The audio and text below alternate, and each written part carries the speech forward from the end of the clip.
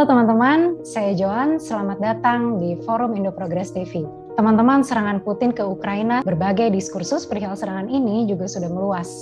Yang paling mudah dilihat, narasi-narasi di sejumlah media massa arus utama rata-rata berkisar antara Putin, Rusia, Zelensky, Ukraina, NATO, Uni Eropa, dan Amerika Serikat. Di Forum Indo Progress TV kali ini, kita akan ngobrolin soal perspektif-perspektif lain terkait serangan Rusia ke Ukraina.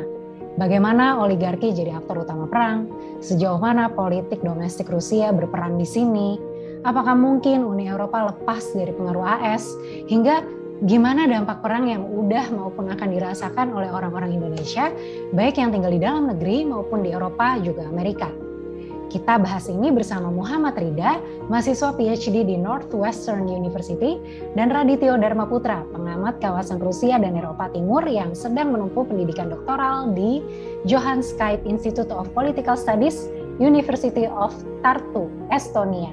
Halo Mas Rido dan Mas Radit, selamat datang di Forum Indo Progress TV.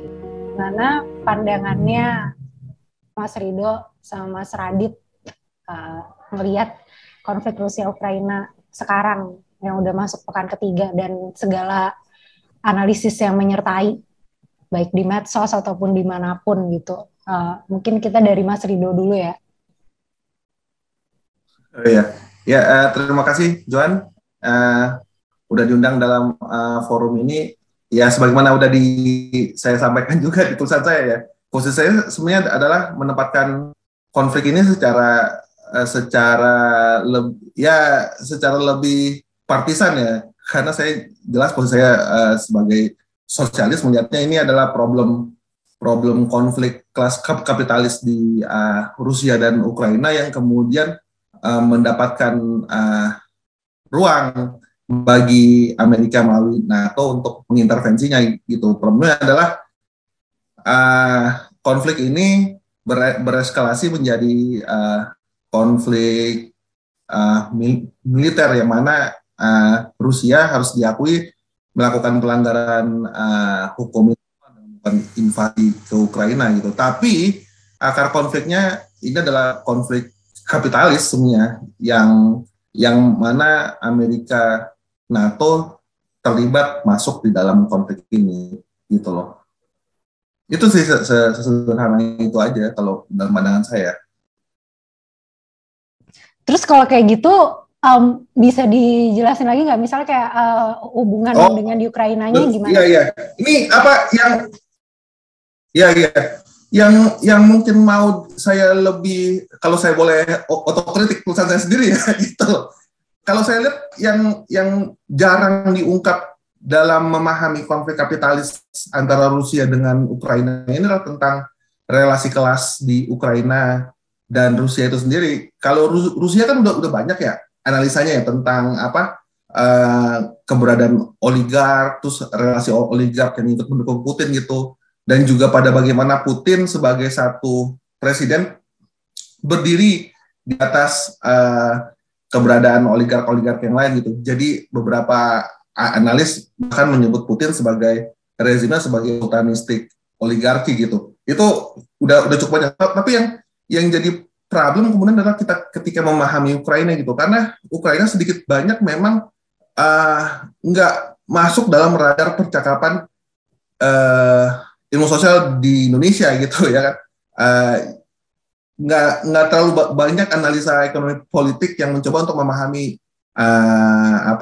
Ukraina, dan saya sendiri tulisannya nggak masuk ke sana karena saya lebih mencoba untuk meng-capture problem politik di dalam itu. Tapi setelah saya memeriksa kembali, ada problem ekonomi politik yang serius di Ukraina, dalam arti begini, yang menjadi dasar bagi terjadinya revolusi Maidan 2014 itu adalah krisis currency tahun 2014, di mana mata uang Ukraina itu mengalami pelemahan yang signifikan ketika dihadapkan dengan dolar. Sedangkan pada saat itu, sebelum terjadi revolusi itu, ekonomi Ukraina harus diakui memiliki ketergantungan yang kuat terhadap ekonomi Rusia.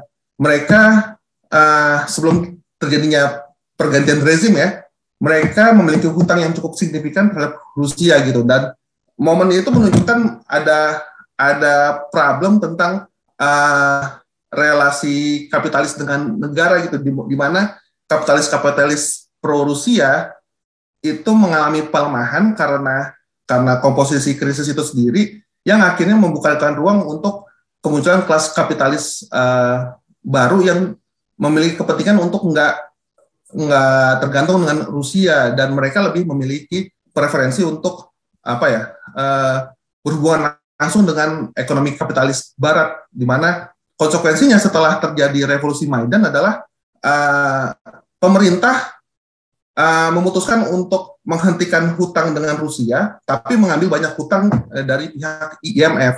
Ini kenapa? Karena problem yang sebenarnya terkait sama ekonomi Ukraina pasca, di mana ketika terjadi privatisasi tidak diiringi dengan peningkatan produktivitas ekonomi. Ukraina masih sangat tergantung pada ekonomi agrikultur kalau dibaca pada bagaimana basis ekonomi Ukraina, kan dia pengimpor gandum yang signifikan terhadap kebutuhan Indonesia gitu kan. Pengekspor gandum yang signifikan terhadap kebutuhan gandum di Indonesia gitu, dan basis agrikultur ini nggak cukup kuat untuk menopang ekonominya gitu. Sedangkan di sisi lain ketika terjadi arus neoliberalisme di Ukraina, udah masuk dimensi ekonomi baru seperti finance capital, lalu kemudian kompetisi dengan Cina dan lain-lain, dan ini akhirnya membuat adanya kebutuhan baru dari kelas kapitalis Ukraina untuk lebih integratif gitu dengan ekonomi Barat, dan mulai mencoba untuk mendetach posisinya terhadap ekonomi Rusia, dan itu yang kemudian menjadi basis ekonomi politik dari Rusia dan Ukraina gitu.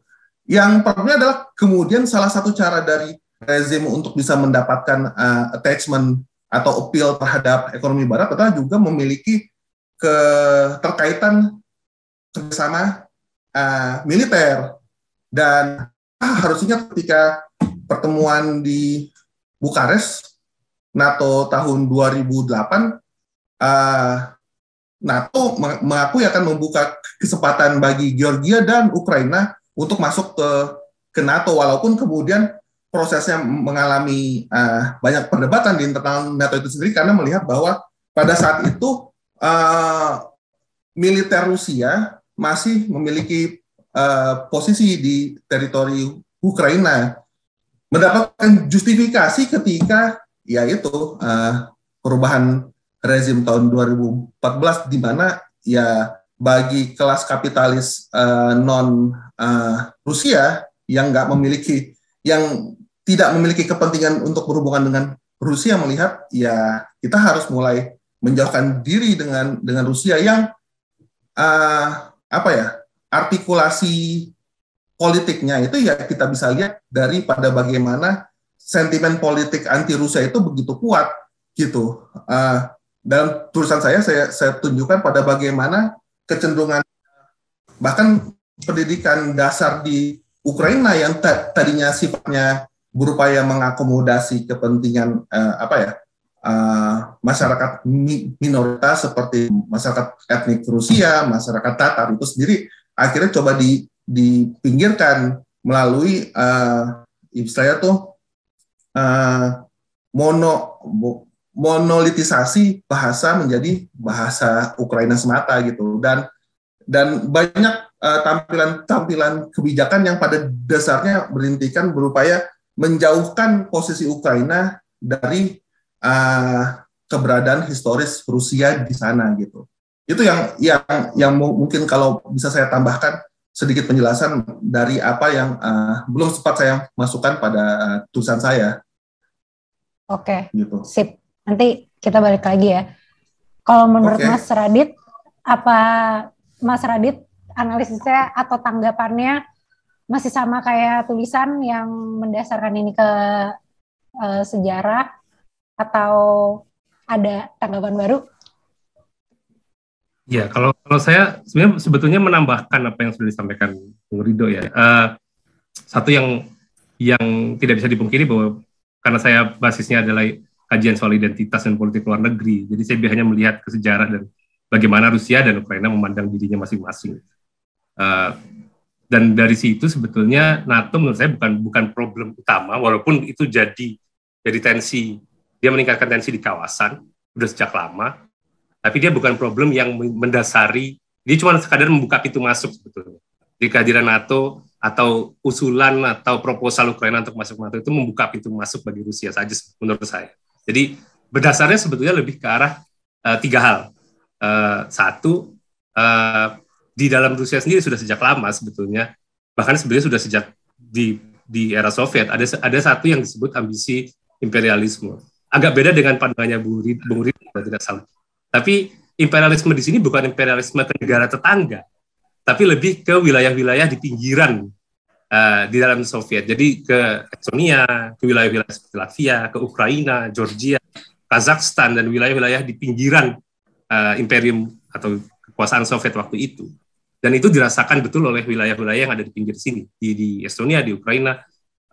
Argumen bahwa Rusia adalah great power, Rusia adalah bangsa besar, itu berimplikasi pada sebuah proses yang namanya di zaman Soviet dulu rusifikasi. Jadi bahasa Rusia menjadi bahasa yang dipakai di banyak tempat, meninggalkan bahasa aslinya, bahasa Ukraina, bahasa Estonia, dan bahasa yang lain. Sekarang yang terjadi sebetulnya, kalau mau merespon apa yang disampaikan Bung Rido, betul, negara-negara itu memang akhirnya berusaha untuk malah membuatnya menjadi monolitik, bahasanya menjadi bahasa Ukraina menjadi lebih dominan. Begitu juga di Estonia, bahasa Estonia didorong supaya jadi bahasa utama. Sebetulnya merupakan respon dari apa yang terjadi di periode Soviet. Dari sudut pandang mereka ya, dari sudut pandang kawasan. Dan itu oleh Putin pasti akan dianggap sebagai ancaman, karena berarti menghilangkan pengaruh Rusia di kawasan dan di negara-negara ini. Terutama di Ukraina. Ukraina dan Belarus ini sangat krusial bagi visi Putin tentang Rusia sebagai bangsa besar. Ya. Karena bagaimanapun juga Little Russian, kalau kata argumen geopolitik Putin selalu bilang bahwa Ukraina itu Little Russians, Belarus itu kan White Russians, lalu Rusia itu White Russians. Jadi mereka bertiga satu kesatuan. Makanya Estonia mungkin tidak terlalu dipedulikan, padahal Estonia itu lebih dekat dengan Moskow dan dengan Saint Petersburg ya kalau soal jarak. Tapi ketika Estonia gabung ke NATO, mereka nggak terlalu peduli juga, karena bukan itu poinnya. Kalau Ukraina akan sangat berbeda, karena cara pandang Putin dan rezimnya terhadap Ukraina agak berbeda dengan cara pandangnya terhadap kawasan lain. Juga ada argumen soal rezim survival sebetulnya. Lagi-lagi betul bahwa NATO dan Amerika Serikat, terutama setelah 2001, itu kan mendorong proses demokratisasi di kawasan. Mendorong banyak gerakan-gerakan penggulingan pemimpin-pemimpin yang seperti dilakukan 2003 di Georgia, 2004 di Revolusi Oranye, 2008 juga ada di Ukraina juga, 2014 di Maidan di Ukraina juga.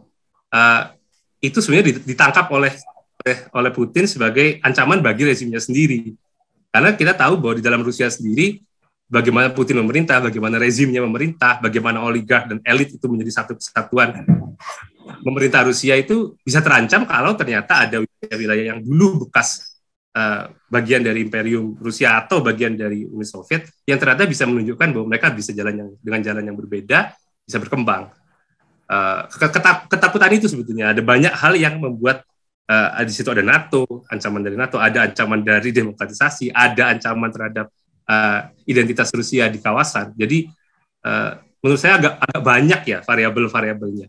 Saya malah tertarik sekali dalam penjelasan Bung Rido tadi, karena saya malah belum sempat melihat lebih lanjut soal ekonomi politik, dan itu menarik betul bahwa ternyata di dalam Ukraina juga ada faksi-faksi yang itu tadi yang punya punya kepentingan untuk meninggalkan Rusia dalam konteks ketika oligark itu mereka juga punya kepentingan untuk meninggalkan Rusia dan mendekat ke Barat. Itu juga menurut saya menarik.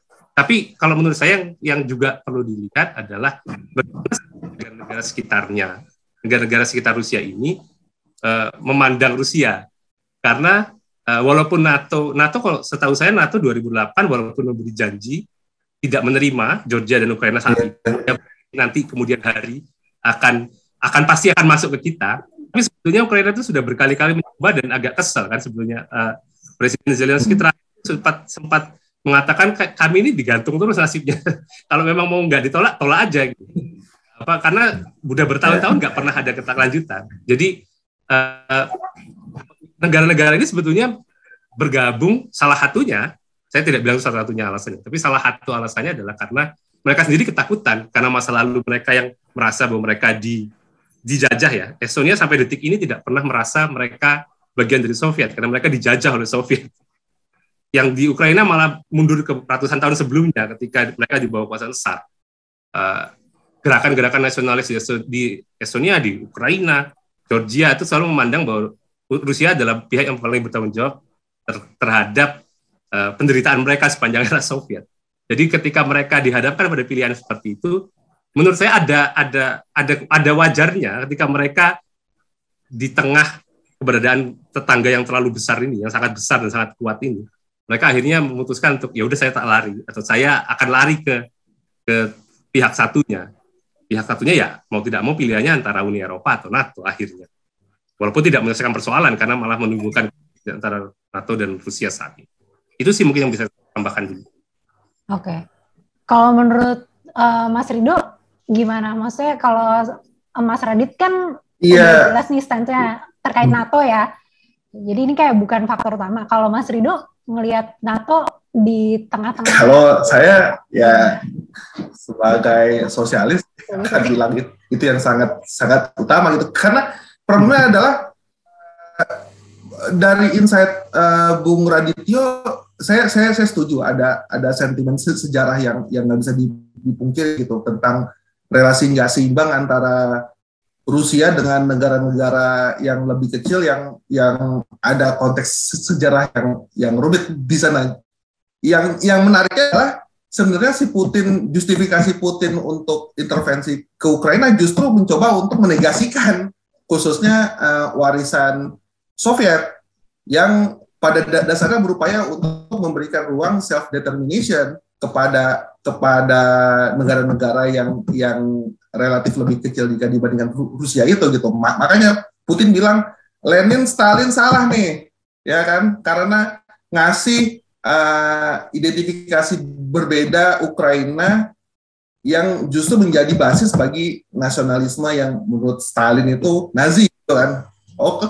Yang menurut saya itulah justru menunjukkan bahwa sebenarnya dalam prakteknya Putin ini dia mencoba untuk membangun argumen yang bukan di Soviet justru, tapi sebelum Soviet ke Imperium Tsar pas gitu. Jadinya di situlah saya melihat bahwa nggak ada gunanya juga untuk bela si Putin bahwa dia adalah kekuatan yang penting untuk perjuangan sosialisme sekarang gitu. Itu yang saya mau komentari terkait sama hubungan Rusia dalam konteks Soviet sekarang gitu. Tapi yang saya mau juga perlu kita periksa lebih dalam adalah tentang kegunaan analisa politik identitas gitu dalam memahami dinamika konflik ada. Karena begini, salah satu yang sering digunakan kan tentang ini ya, tentang bagaimana mungkin Ukraina itu mengalami peningkatan gerakan fasis, sementara secara formasi politik formalnya itu sendiri didominasi oleh kekuatan orang-orang yang bisa dibilang Yahudi yang secara sejarah itu justru anti Nazi dan fasis gitu. Kalau kita pakai penjelasan formal kan nggak mungkin, tapi kalau dilihat secara lebih struktural ya mungkin aja kalau dia emang ada keterhubungan kepentingan antara penggunaan agenda fasis untuk mendorong agenda faksi kapitalis tertentu. Yang seringkali nggak pernah dilihat sama kita adalah faksi kapitalis anti Rusia atau non Rusia ini sebenarnya juga punya hubungan dengan sejarah Soviet. Saya ambil satu contoh nih, ada nama oligark yang lagi populer banget yang dia ikut mendukung Zelensky dan juga mendukung salah satu bekas petinju populer Vitali Klitschko, namanya Ring Akhmetov. Dia lahir di Donbas. Bapaknya itu menjadi bagian dari partai, ya kan? dia sendiri berasal dari suku Tatar, tapi dia mendapatkan kekayaan bukan dari privatisasi yang didukung sama siapa birokrat ex-Soviet, tapi dari pengalaman globalisasi. Dia jadi kaya karena finance, dia jadi kaya karena media massa. Nah ini kan kalau kita pakai penjelasan politik identitas, kita akan kesulitan untuk menempatkan orang ini seperti apa, karena dia secara historis justru punya historis identitas ya. Justru dia seharusnya adalah pihak yang nggak punya, yang seharusnya punya kepentingan untuk mempertahankan agenda Rusia di Ukraina, tapi justru dia menjadi proponen utama oligark Ukraina yang pengen agar Rusia keluar dari Ukraina gitu. Dan penjelasan identitas di sini menjadi nggak justru mengelabui kita untuk memahami bahwa ini problem ekonomi politik sebenarnya gitu. Dan posisi Zelensky yang adalah seorang Yahudi, kenapa dia bisa tetap bertemu dengan kepentingan kelompok fasis, ya karena kepentingan Zelensky juga yang ingin sesegera mungkin mempercepat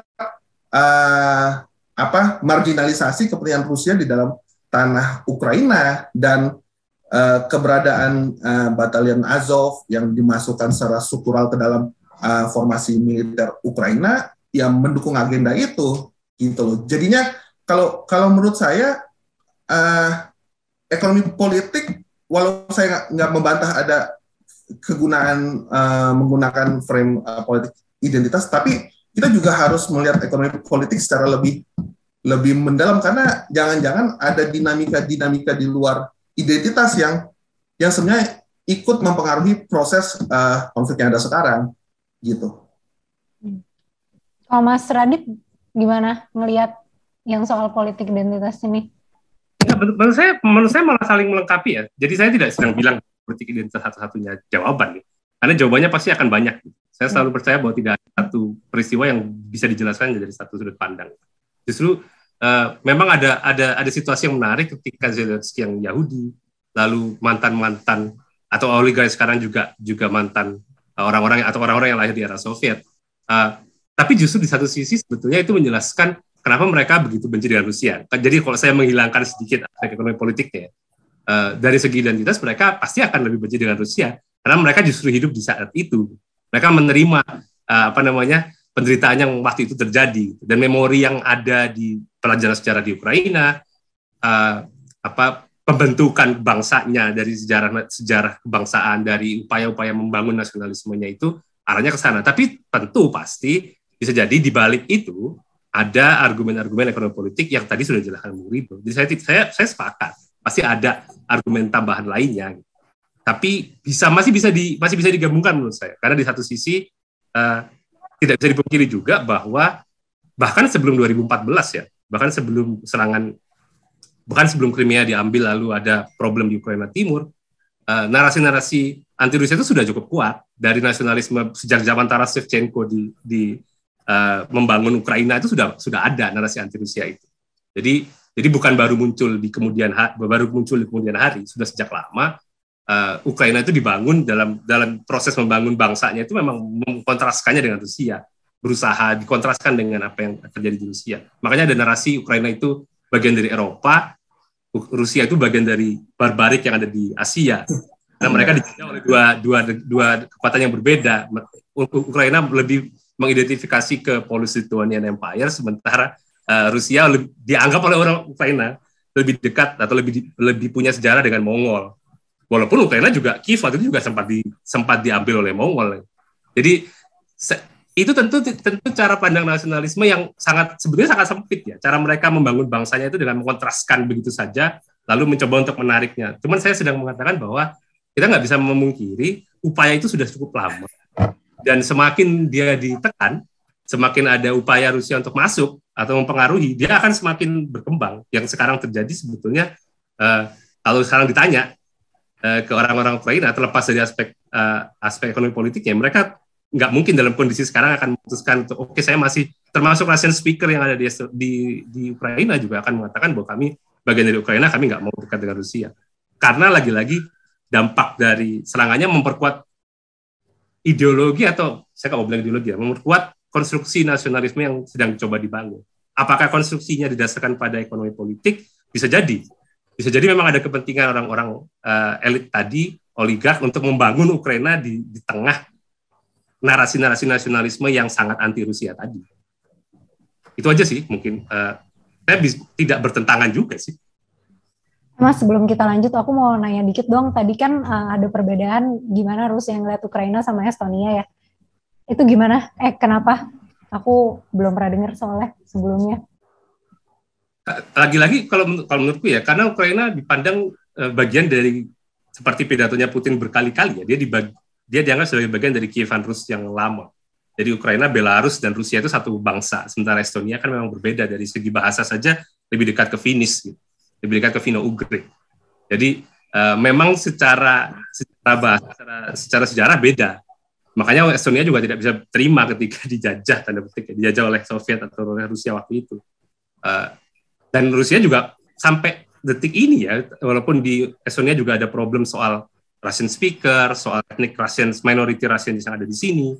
Tapi kalaupun Rusia protes, tidak sampai seperti yang dilakukan terhadap Ukraina. Jadi bacaan saya itu sih, tentu bisa dilihat dengan cara yang berbeda. Tapi secara identitas memang bukan bagian dari kerajaan besar gitu ya, dari kerajaan besar Rusia. Karena yang itu hanya 3 komponen sebetulnya, komponen utamanya: Ukraina, Kiev, Belarus, dan Moskow. Oke, sip. Terus kalau menurut ya Mas Rido dan Mas Radit ya, kalau isu domestik Rusia ngaruh nggak ke serangan ini gitu? Berkaitan apa? Gimana kaitannya kalau emang dianggap berkaitan? Ya, kalau dalam sejarah kepemimpinan Putin sih memang banyak yang bilang bahwa invasi seringkali dipakai, atau ya banyak politik modern lah di Barat, di mana-mana agenda militer itu bisa dipakai untuk meningkatkan popularitas gitu. Di zamannya Bush juga terjadi juga, terus zamannya Clinton juga kayak begitu. Putin juga menggunakan manual yang sama karena problemnya adalah Rusia setelah pandemi ini memang mengalami problem ekonomi yang akut gitu.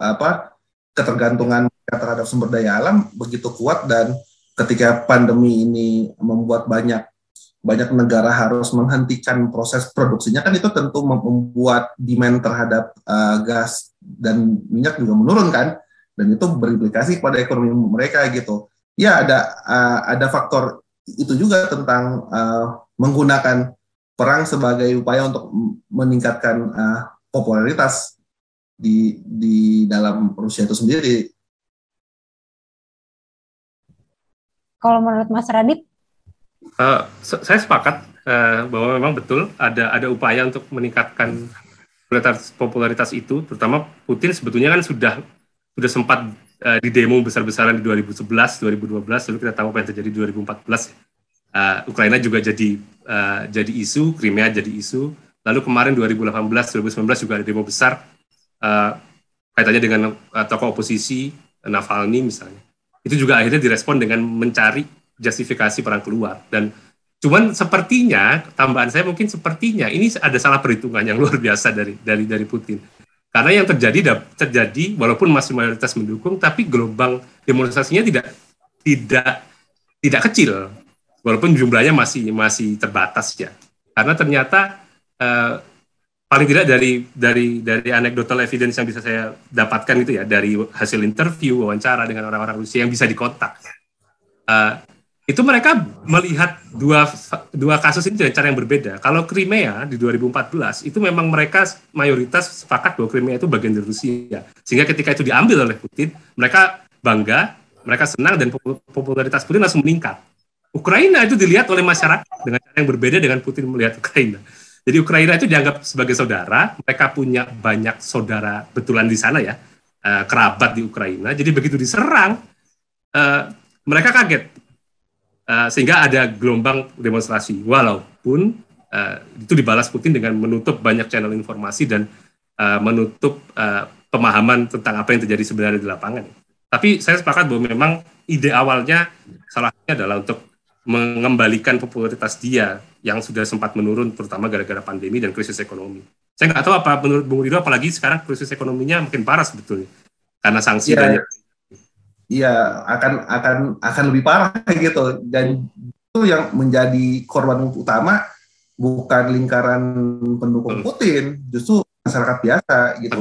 Makanya di himbauan saya dan seruan saya di tulisan saya adalah justru eskalasi harus diturunkan. Salah satunya adalah bukan cuma eskalasi lewat perang, tapi juga eskalasi ekonomi. Sanksi harus dihentikan, karena pada dasarnya yang menjadi korban ya kalau di Ukraina, rakyat Ukraina, di Rusia juga gitu. Dan adalah bahaya justru kalau kita melihatnya ini sebagai satu fenomena konflik yang setara, dalam arti dan ini mungkin saya akan berbeda dengan posisinya Bung Radityo, karena saya tetap melihat faktor posisi NATO Amerika sebagai pihak yang ikut bertanggung jawab gitu, cukup penting menempatkan mereka karena walaupun mereka tidak memberikan ruang keanggotaan, tapi mereka cukup aktif untuk memberikan bantuan senjata gitu, dan bantuan senjatanya bisa dibilang cukup selektif, diberikan kepada kelompok-kelompok yang dibilang anti Rusia, yang kebanyakan adalah kelompok-kelompok fasis, Nazi, Azov Battalion, terus dan kalau bisa dilihat yang diekspos oleh media-media Barat itu yang seringkali jadi acuan banyak orang di mana-mana, ya adalah organ-organ yang menjadi bagian dari kekuatan-kekuatan ekstrem kanan. Dan akhirnya nggak heran kalau kita lihat pada bagaimana krisis migrasi yang terjadi di Ukraina sekarang, korban terbesar dari proses migrasi ini adalah kelompok minoritas. Banyak cerita tentang mahasiswa Afrika yang kesulitan untuk bisa pindah perbatasan ke Polandia karena mereka ditahan oleh tentara Ukraina sendiri yang sudah mulai didominasi oleh kelompok kanan gitu. Dan beberapa ya kalau pakai istilahnya Bung Radityo, cerita anekdotal gitu, di mana mahasiswa India bahkan mendapatkan intimidasi dari militernya sendiri karena dianggap India ikut abstain dalam Dewan Keamanan PBB, yang akhirnya nggak ada resolusi keras dari PBB terhadap Rusia. Cuman itu kan menunjukkan bahwa sebenarnya formasi politik di Ukraina juga ikut bertanggung jawab, yang pada dasarnya diakselerasi, diperparah oleh dukungan NATO dan Amerika gitu. Oleh karena itu bagi saya tetap penting untuk menempatkan posisi ini sebagai pihak yang harus diekspos secara eksplisit gitu loh. Ya. Menarik. Emang maksudnya ini balik lagi ke ekonomi Rusia ya. Emang separah apa sih mereka maksudnya sekarang separah apa dan bakal jadi separah apa ke depannya gitu? Dan efeknya gimana? Yang pasti sih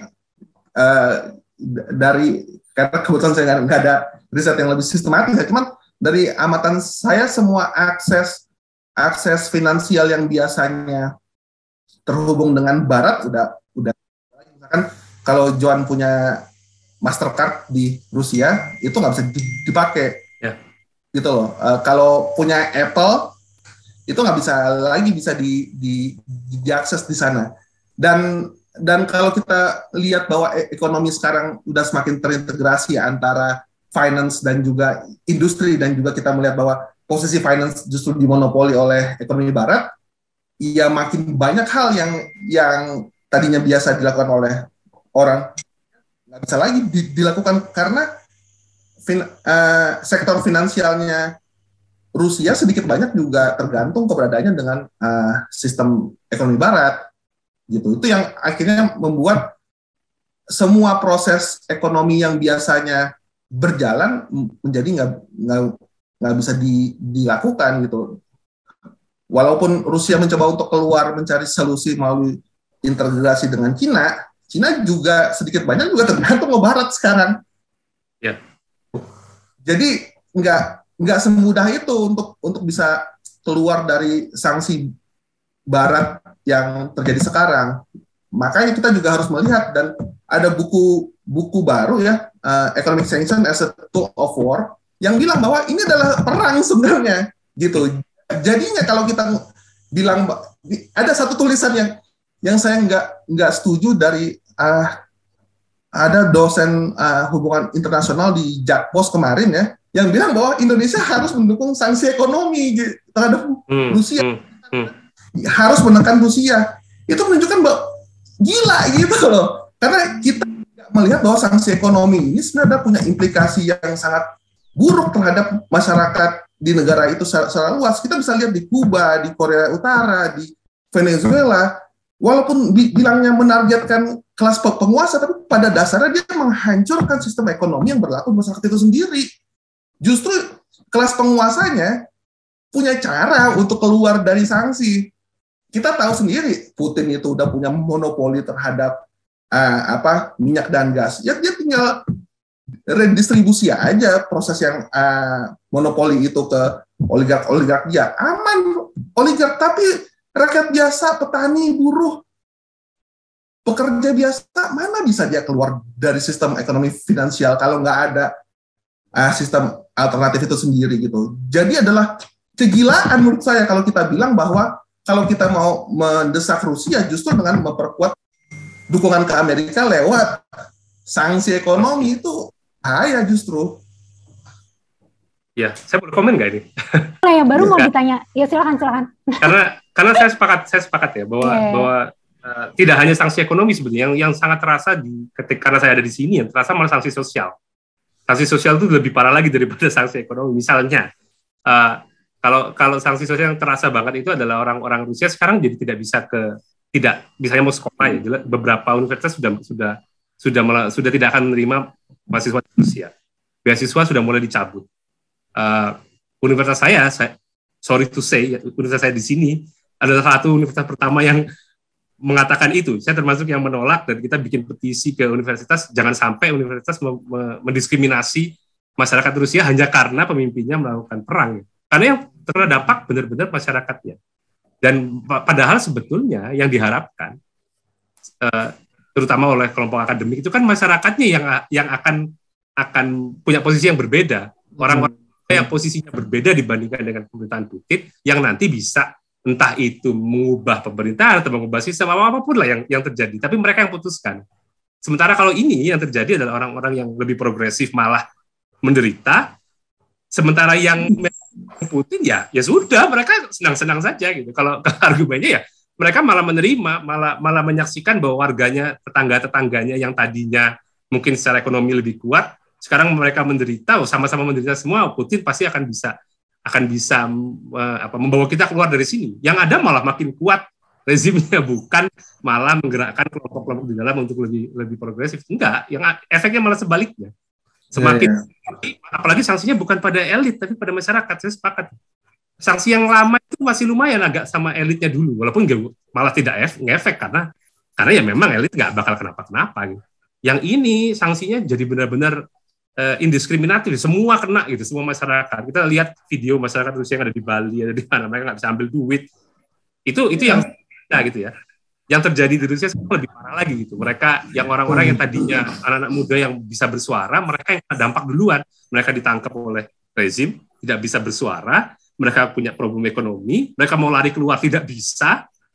Jadi ini efeknya. Jadi saya juga agak tidak sepakat kalau ada orang yang, ya saya lupa siapa yang nulis yang bilang bahwa kita harus memberi sanksi. Iya, itu Bung bisa lihat tuh di Jakarta ya, Post. Saya baca kok itu. Iya, itu bahaya sekali gitu. Belum baca. Saya baca. Jadi yang itu bahaya. Yang mesti bisa kita lakukan apa? Ya misalnya, iya. Johan ini. Kayaknya berat sekali. Ya nggak apa-apa, mikir dulu, nggak apa-apa. Ya benar. Nggak, kalau menurut saya sih problemnya adalah kita di Indonesia ya, kita harus mulai mengkritisi kehipokrisian rezim gitu. Kalau kita lihat posisi pemerintah sudah tepat, tapi nggak clear tentang posisi bagaimana berhadapan dengan Amerika gitu. posisi pemerintah dalam sidang Dewan Keamanan kemarin posisinya abstain untuk nggak memberikan sanksi langsung terhadap keputusan invasi Rusia yang sebenarnya ada hitung-hitungan ekonomi juga karena ada proyek Pertamina dengan Rusia kan, tapi itu nggak mencukupi karena dia juga nggak mengadres problem sanksi ekonomi sendiri gitu. Jadi kalau kita mau membangun agenda progresif sekarang adalah anti perang yang secara eksplisit bukan cuma mendesak invasi dihentikan, tapi juga mendesak Amerika untuk nggak ikut campur dalam segala hal, bukan cuma memberikan bantuan senjata ke Ukraina, tapi juga menghentikan praktek sanksi ekonomi. Karena itu yang dibilang Bung Radit nggak membantu sama sekali untuk menyelesaikan masalahnya. Bahkan itu akan mengeskalasi konfliknya menjadi hal yang lebih mengerikan gitu. Sanksi ekonomi ini justru menciptakan semangat mempererat semangat Calvinisme Rusia menjadi semakin gila gitu. Belum lagi perang nggak berhenti itu juga memperkuat Calvinisme Ukraina yang udah gila gitu. Jadi perang adalah gila gitu loh. Itu harus dihentikan dan posisi kita adalah invasi hentikan juga intervensi Amerika lewat bantuan senjata dan juga sanksi ekonomi. Itu aja kalau posisi saya, dan itu harus didesakan ke pemerintah yang ada sekarang, dan itu implikasinya adalah berani nggak pemerintah untuk konfrontasi dan sosialis ya harus gitu loh. Kalau Mas Radit? Aku ada bagian yang sepakat, ada bagian yang enggak. Jadi biar ini ya. Jadi satu sisi betul bahwa kita harus segera meminta agresinya dihentikan karena dampaknya itu jelas kemanusiaan di Ukraina dan juga di Rusia gitu ya. Tidak hanya di Ukraina saja. Walaupun tentu kita tidak bisa menyamakan penderitaannya ya. Yang satu mati, yang satu mungkin masih tidak bisa sekolah, tidak bisa. Tapi prosesnya nanti sama ujungnya. Gitu.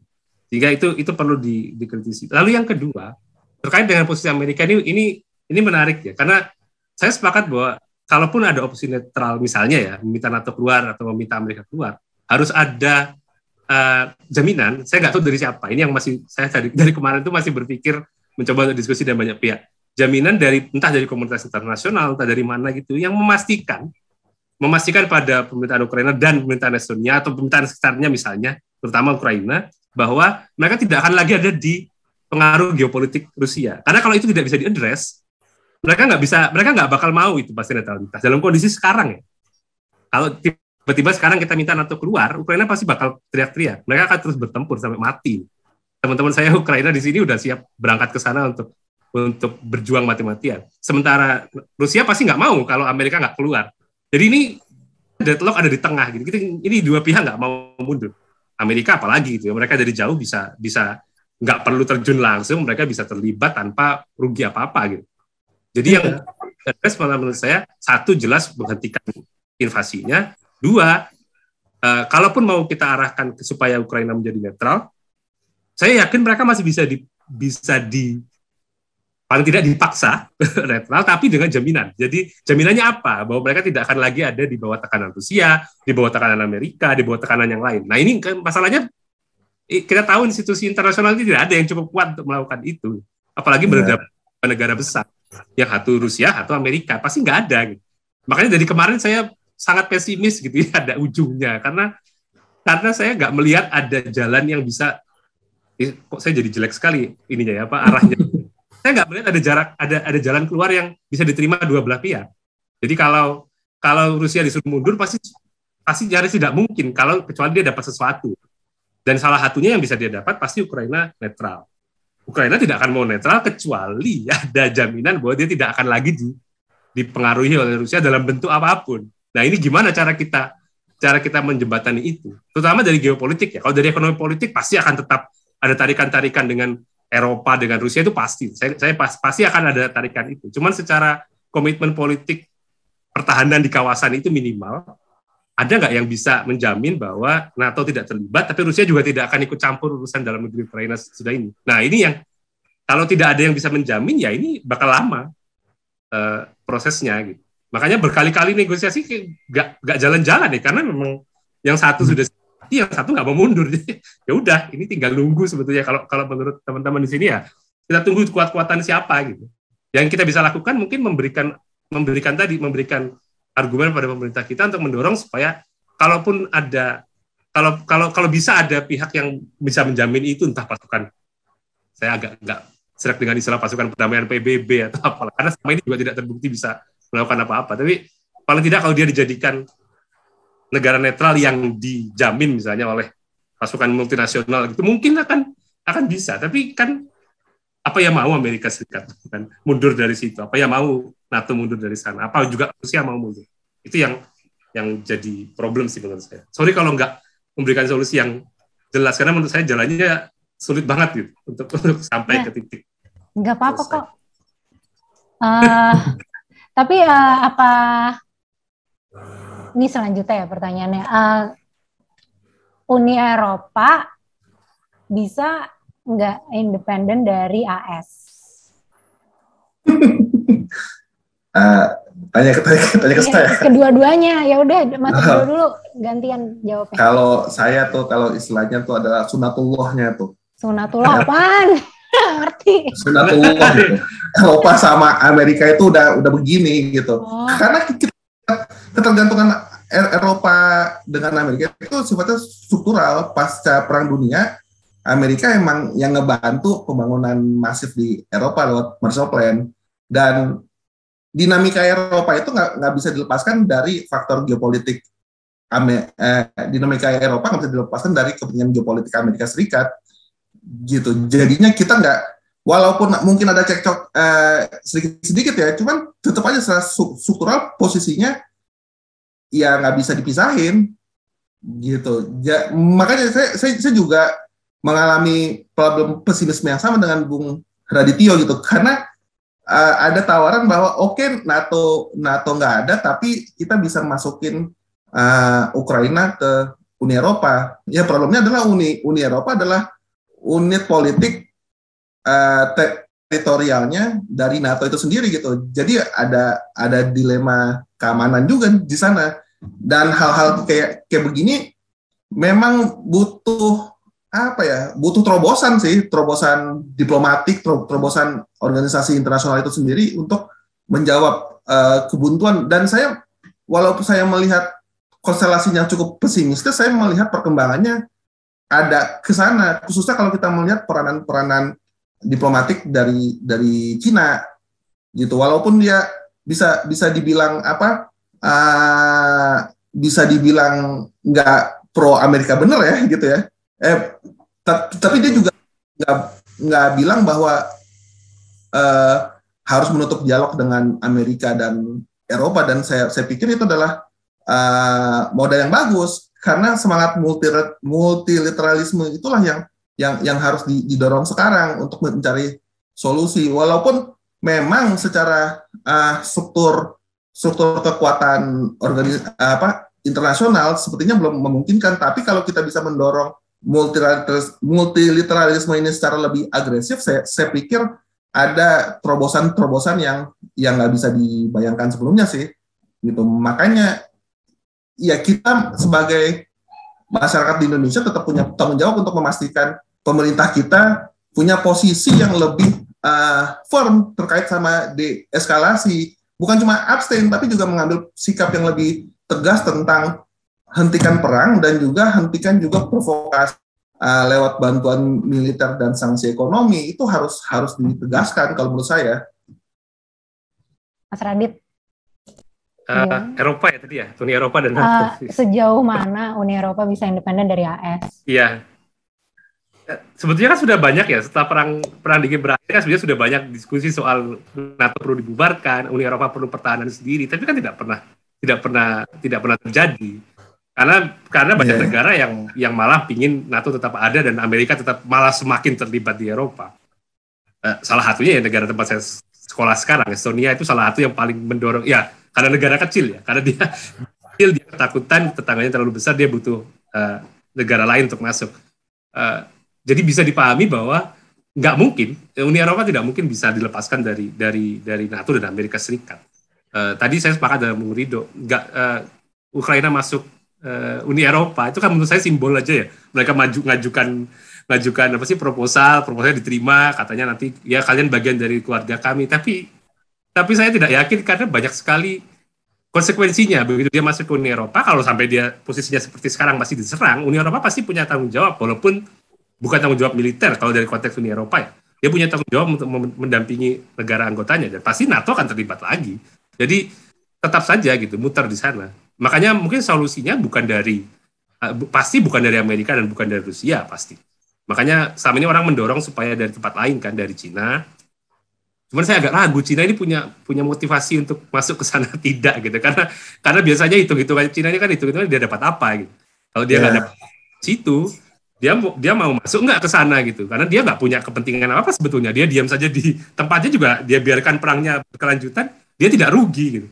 Dia tidak dapat. Tapi itu pertanyaan yang penting sih untuk ini ya, bukan jawab oleh kita, cuman ada beberapa skenario hipotesis yang bisa gitu. Kalau misalkan eskalasi perangnya terus-terusan, pasti akan menciptakan tekanan ekonomi juga ke semua negara gitu kan. Apalagi kita harus ingat Ukraina itu menjadi salah satu poin bagi penerbangan internasional itu kan, udaranya. Makanya salah satu alasan kenapa no fly zone tidak ditetapkan karena pertimbangan komersial juga kan gitu. Jadi saya pikir dalam derajat tertentu pasti ada pertimbangan ekonomi itu yang harus dilihat oleh Cina, walaupun secara jangka pendek mungkin belum kelihatan horizon itu ya. Tapi saya pikir hal kayak begitu akan berdampak juga pada ekonomi Cina gitu. Apalagi Cina sekarang lagi berupaya untuk menciptakan ekonomi yang lebih sustainable dan Xi Jinping posisinya adalah menjadi lebih atentif, bukan cuma apa yang di dalam, tapi juga apa yang di luar gitu. Makanya dia sangat agresif untuk mempromosikan Belt and Road Initiative. Dia berupaya untuk ngajakin Amerika untuk masuk gitu. Begitu dia sangat perhatiannya terhadap pentingnya pembangunan dalam skala internasional gitu. Makanya skeptisisme terhadap Cina dalam tentu sangat valid untuk dilihat. Tapi saya juga melihat dinamika yang ada sedikit banyak juga akan berpengaruh dalam Cina, dan itu akan memaksa pemerintah Cina juga untuk melakukan reaksi yang lebih strategis dibandingkan sekarang gitu. Jadi kalau misalnya mau diomongin, sebenarnya relasi antara Amerika sama Uni Eropa dalam NATO tuh gimana sebenarnya sekarang?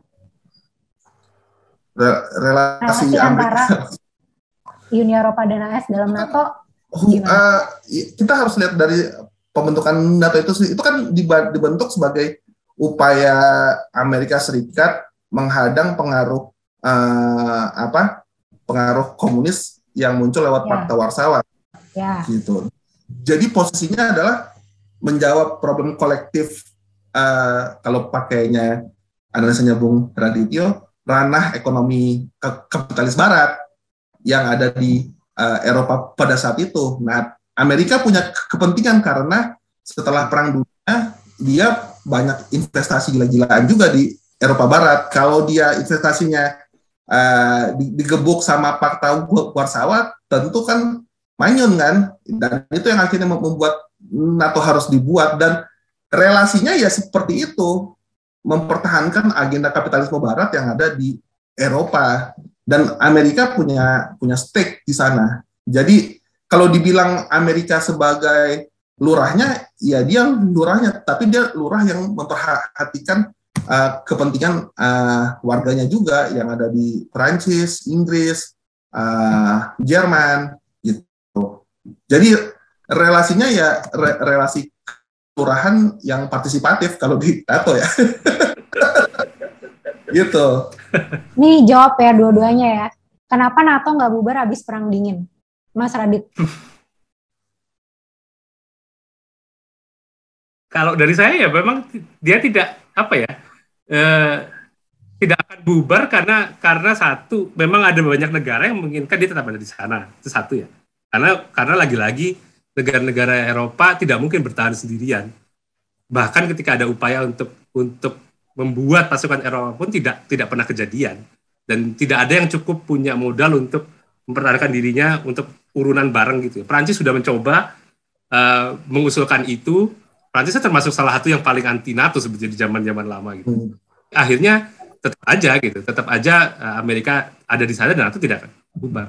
Karena mereka meredefinisi diri dari bukan ngurusin tempat-tempat lain, harusnya hanya fokus di Eropa, dia malah jadi kemana-mana kan, dia datang ke Libya, dia datang ke Irak, dan ke tempat-tempat lain gitu.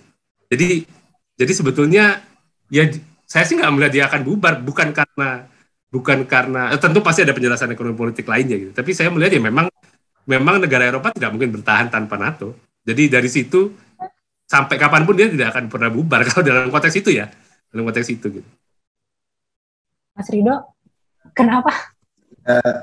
11-12 dengan apa yang dikatakan Bung.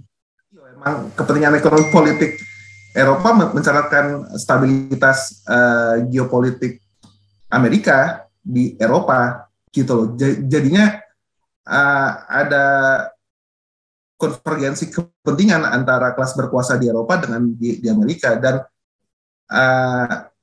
ketika mereka 1991 Soviet runtuh, memang nggak ada ancaman, tapi persepsi terhadap ancaman akan selalu ada karena kelas kapitalis tahu bahwa kapitalisme ini mereka belajar nggak akan selalu mulus, dan ketidakmulusan itu akan selalu menciptakan ancaman bukan cuma secara internal tapi juga geopolitik. Makanya kalau diperhatiin kan semuanya pasca perang dunia Soviet runtuh, ancaman-ancamannya adalah kelompok-kelompok yang sebenarnya diasuh sama Amerika, Taliban lah, Saddam Hussein lah, siapa lagi itu?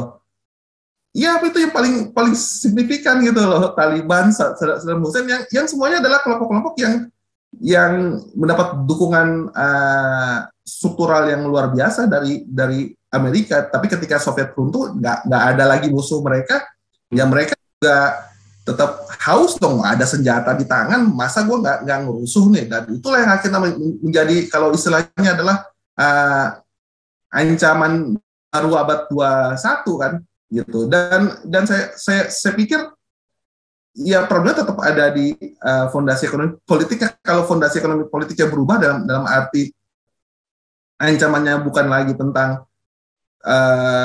kebutuhan kelas berkuasanya, bukan lagi tentang geopolitik kapitalisme yang ada sekarang, tapi hal lain, ya ada kans dia akan berubah. Cuman selama nggak ada shifting itu, saya nggak akan melihat itu akan dibubarkan NATO.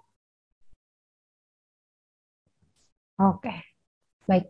Ini kita balik lagi ke Rusia ya.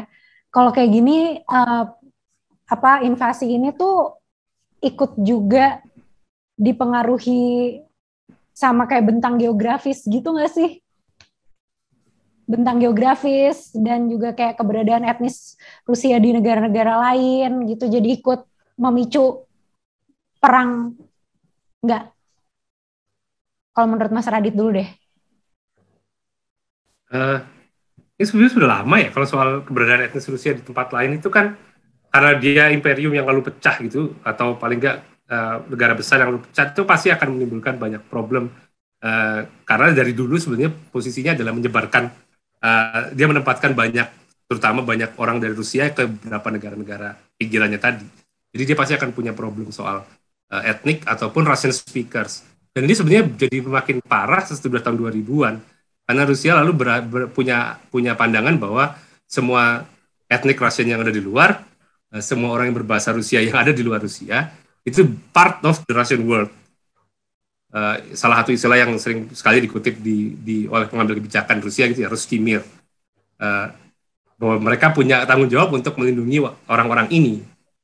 Dan betul bahwa di banyak tempat di negara-negara seperti yang saya sebut tadi ya, di negara-negara mantan Soviet ini kan ada upaya dari negara-negara ini untuk membangun bangsanya sendiri, sehingga mereka memang menggunakan proses nasionalisasi dalam konteks nationalizing state gitu. Jadi mereka mencoba membangun bangsanya dengan menekankan bahasa Estonia, bahasa Ukraina, bahasa Kazakh. Di Kazakhstan sekarang huruf Sirilik mau dihapus gitu.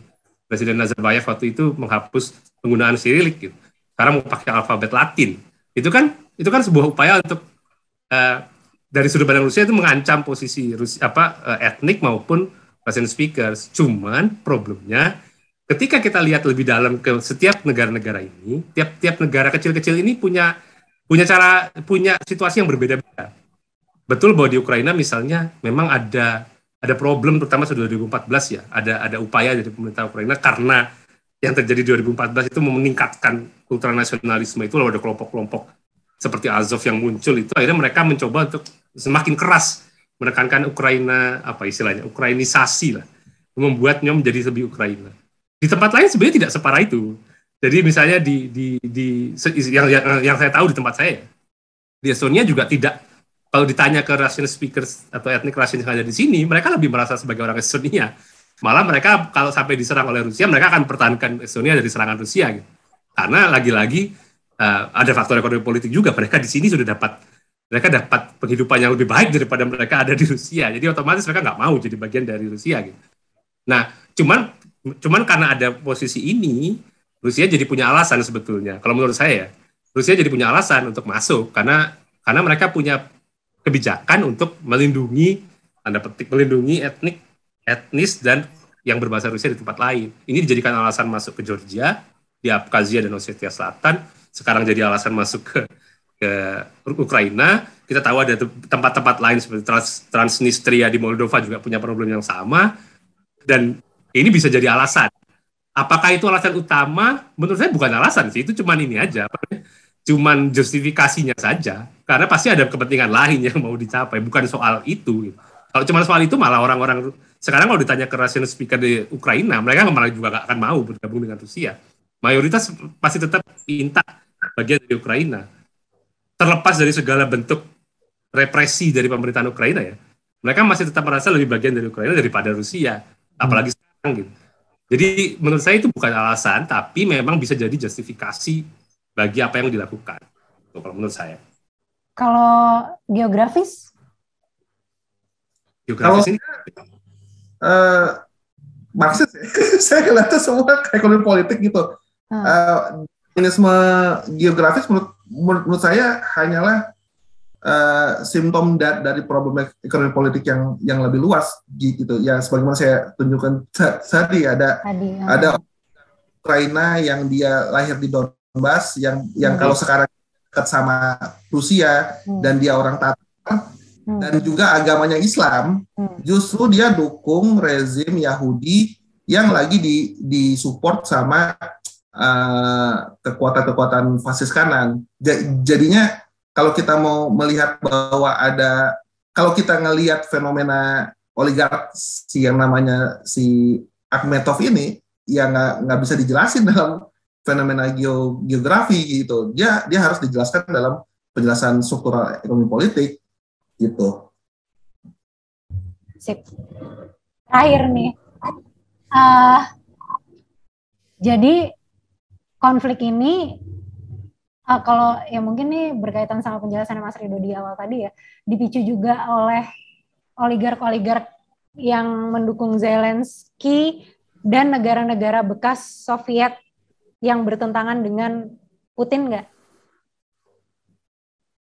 Iya, secara eksplisit itu yang pengen saya sampaikan. Ini oligark sebenarnya, perang kapitalis monopoli di tingkatan nasional yang bereskalasi dalam bentuk perang yang kebetulan juga didukung sama Amerika, yang mana dia ikut mendukung oligark-oligark yang ada di Ukraina gitu. Jadinya ini problem perang kelasnya kapitalis gitu. Masalahnya adalah kalau kita punya kekuatan sosialis yang kuat yang terjadi di zaman Bolshevik, ya tawaran kita adalah jangan ikut perang ini, justru musuh utamanya ada di rumah. Tapi kan kenyataannya di dua negara ini, di Rusia, di Ukraina, bahkan di semua negara ini, kecuali di beberapa negara Amerika Latin ya, nggak ada kekuatan sosialis yang kuat. Jadi tawaran untuk juga bisa mengubah fenomena perang kapitalis ini menjadi perang kelas itu menurut saya nggak ada basis materialnya. Justru yang paling material sekarang adalah mendorong agenda anti perang, agenda deeskalasi, dan agenda tolak intervensi Amerika melalui bantuan militer dan juga sanksi ekonomi gitu. Menurut Mas Radit? Saya nggak bisa nambahin apa-apa ya, udah jelasin soal ekonomi politik dan soal agenda dari oligark yang ada di Ukraina ya. Ya saya sepakat dengan poin terakhir utamanya ya, bahwa dalam kondisi sekarang ini nggak bisa diapa-apain lagi.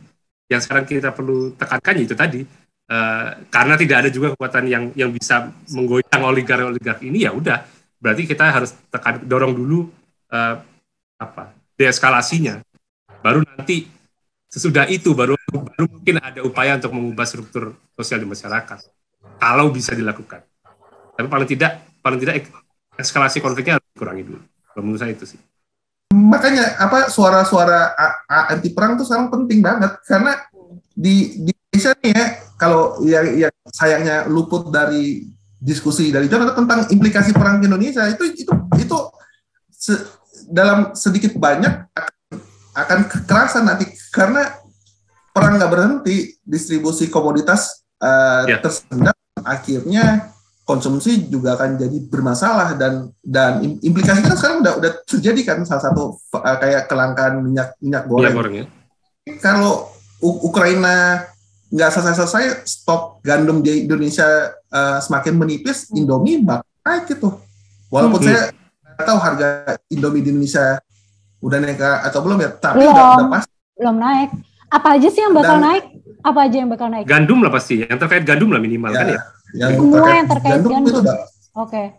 Ya karena Indonesia salah satu impor gandum Ukraina gitu, dan itu suara sama sekali gitu.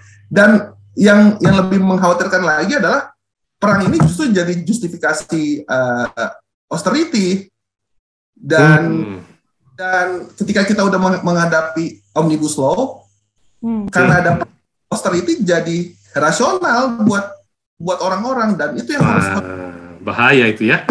Itu loh. Pemerintah Indonesia. Problemnya di Indonesia sendiri, ketika kita melihat rezim Jokowi, kita ngelihatnya ke urusan JKW 3 periode itu mungkin aja, tapi fenomena kenapa ada kepentingan 3 periode buat kelas berkuasa di Indonesia adalah karena untuk stabilisasi ekonomi ini. Kalau nggak ada kepastian setelah 2024 siapa yang menjadi presiden, bisa buyar mengenai pada bagaimana agenda bisa dijalankan. Padahal sudah pasti ini akan menjadi agenda prioritas kalau perang ini berlarut. Disitulah bagi saya kita harus secepat mungkin membangun agenda anti perang di Indonesia, karena implikasinya bakalan kerasa ya. Di Amerika justru udah mulai kerasa nih harga bensin semakin naik. Oh, di sini sudah hilang itu, garam hilang. Oh iya. Hilang. Gas sudah dari tahun kemarin, karena kan Rusia sudah ini nggak baru ya. Eskalasi ini pelan-pelan ya, udah dari setengah tahun kemarin. Penghangat gimana? Wah, harga listrik naik gila-gilaan di sini. Aduh. Untungnya di sini kasihan yang teman-teman yang di apartemen sendiri. Di dormitory sih udah bayar full ya, jadi nggak peduli, mereka di cover. Iya, karena udah. Tapi kalau di sama kampus ya, kalau di dormitory ya. Tapi kalau yang di apartemen biasa, wah mereka kemarin kayaknya sampai naik hampir 150-200% ininya listriknya. Harga bilnya, ya ampun, iya.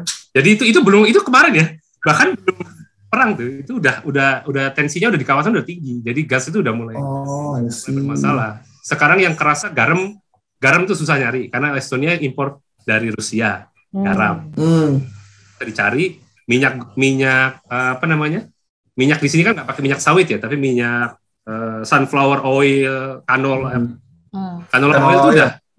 oil tuh udah nggak ada, udah kosong karena dari Ukraine, karena mereka dapat dari goreng pakai apa teman-teman, masak Ya sementara pakai minyak yang lain yang ada, minyak curah, harganya gitu. mahal. Nggak minyak apa ya itu? Minyak, ada olive oil, tapi kan mahal ya, olive oil yang mahal banget. Ya, mahal. Itu mahal. Jadi ini tinggal nunggu sebetulnya. Iya, olive oil itu nggak bisa buat goreng-gorengan tuh.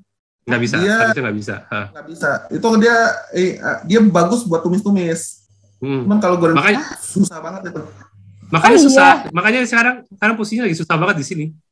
Jadi kalau dibilang itu dampaknya ke Rusia, dampaknya ke sini juga kerasa ya. Dampaknya ke Eropa dulu. Iya. Jadi justru itu. Emang double. Bahaya. Oke. Itu yang apa harusnya jadi perhatian kita gitu. Yang menggunakan perang untuk justifikasi agenda neoliberalisme lanjutan.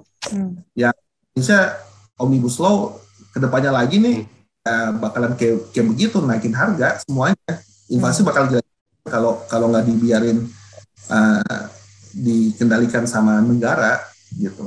Itu yang harus jadi perhatian kita. Oke. Terima kasih Mas Rido, Mas Radit. Seru. Ya, sama-sama. Seru. Semoga sehat-sehat terus ya.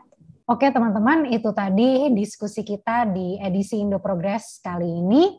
Terima kasih untuk Mas Rido dan Mas Radit atas waktunya sudah berkenan untuk berbagi bersama kami.